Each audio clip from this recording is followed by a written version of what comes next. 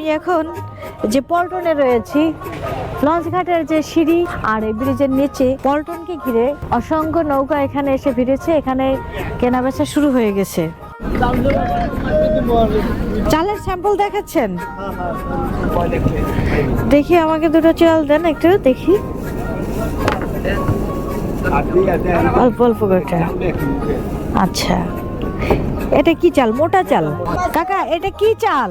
বাঁশফুল 3000 টাকা মন। আচ্ছা, এই বড় বড় এক একটা ডোলা, এই এক একটা ডোলায় 20 মন চাল ধরে। কাকা এই চালটা যারা কিনবে, মনে করেন আমি কিনবো, এই চালটা ভাতে ভালো হবে কিনা এটা আমি কিভাবে বুঝবো?